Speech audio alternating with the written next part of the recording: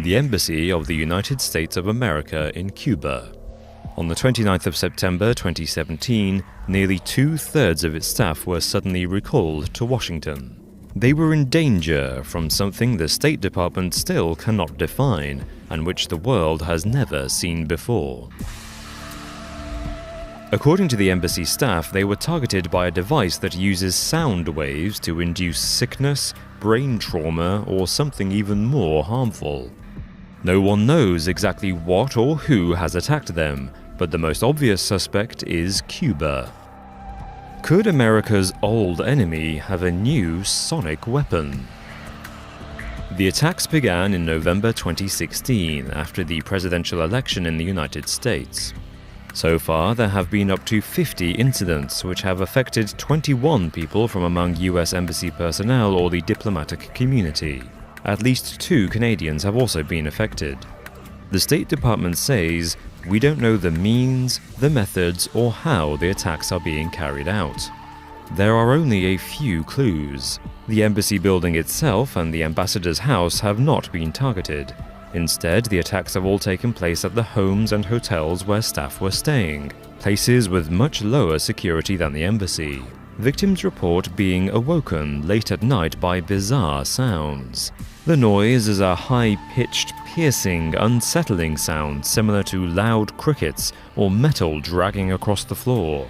It is limited to one room or part of a room, a targeted sound. Victims soon feel ill, suffering nausea and vertigo. The worst symptoms include chronic hearing loss, mild brain trauma, concussion, and even memory loss. All these symptoms have been medically confirmed by the State Department. Since the start, the attacks indicated the presence of a technology previously unknown to the US government. All authorities can say is that it is some kind of sonic weapon. Disturbingly, the more recent incidents have reported no noises, just the symptoms. Therefore, the technology or methods of the attacks are evolving. Denis Bédard, professor of psychoacoustics and neuroacoustics and a specialist in bioelectromagnetics, says using an ultrasonic device for a stealth attack is quite plausible from a technical point of view. Ultrasonic waves can be broadcast with an amplifier, and the device does not need to be large or used inside or outside a house. Indeed, sound has been used as a weapon for decades now. Stun grenades create a blinding flash and over 160 decibels of sound, loud enough to disrupt the balance function of anyone in range and causing severe dizziness. These flashbangs were first used in the late 1970s by the British Special Air Service. In 2002, the Department of Defense began developing the active denial system. Known as the heat ray, it focuses electromagnetic waves to create a burning sensation on the target's skin. Police use it for crowd control, alongside the long-range acoustic device, or sound cannon. This is capable of permanently damaging hearing and has been used against protesters on land, pirates at sea, and against wildlife to keep it away from airports, power plants, and oil rigs. However, not all experts believe the claims of a new sonic weapon. Joseph Pompei, founder of the sound projection company Holosonics, says, "Brain damage and concussions from an acoustic weapon are not possible.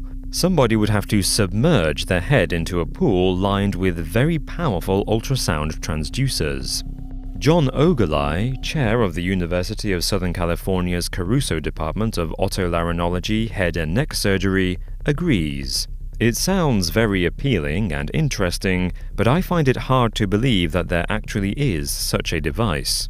Is it therefore possible that symptoms of normal illnesses are being interpreted as signs of a non-existent sonic weapon?"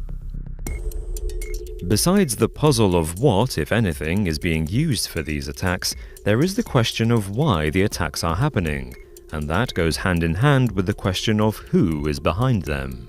The biggest clue is who is being targeted.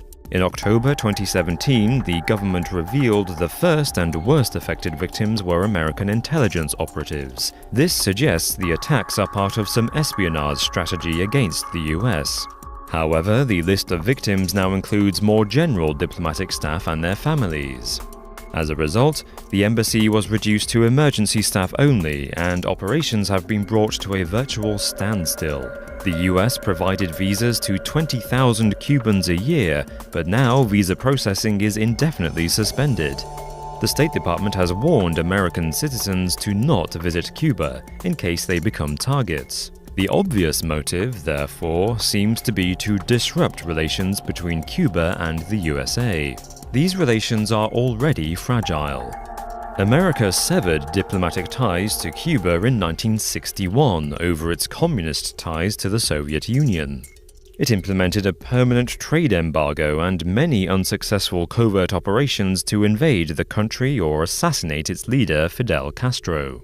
In 2015, Barack Obama became the first president to visit Cuba in 88 years and managed to reopen the embassy in Havana to begin normalizing relations with Cuba's new leader, Raúl Castro. I have come here to bury the last remnant of the Cold War in the Americas. For his part, Castro has been very cooperative. He has allowed FBI agents and Royal Canadian Mounted Police to join the Cuban investigation into the attacks. Although it has been ongoing since November 2016, it has made no progress so far. And this raises suspicions against Cuba. A senior US official anonymously told CNN that it is increasingly apparent the Cubans are involved in some way. They are all over our people while they are down there. When it happens so many times, especially in the same hotel, it is hard for us to believe someone can get close enough to our people so many times. If Cuba is responsible, then it could be a rogue hardline element within the Cuban government. Raúl Castro is expected to step down in February 2018, which presents an opportunity for anti-American Cubans to reverse political achievements made under Barack Obama. This may explain why attacks began immediately after Donald Trump was elected president. He is an outspoken critic of Obama's easing of the trade embargo on Cuba.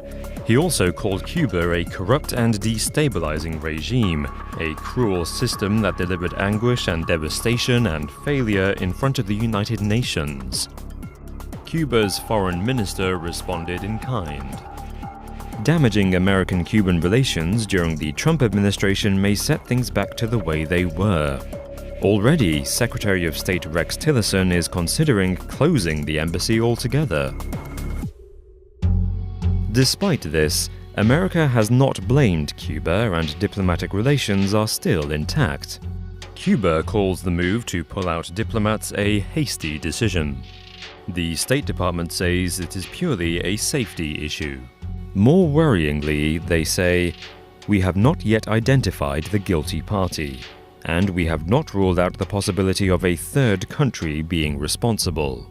This may just be the beginning of a much bigger crisis."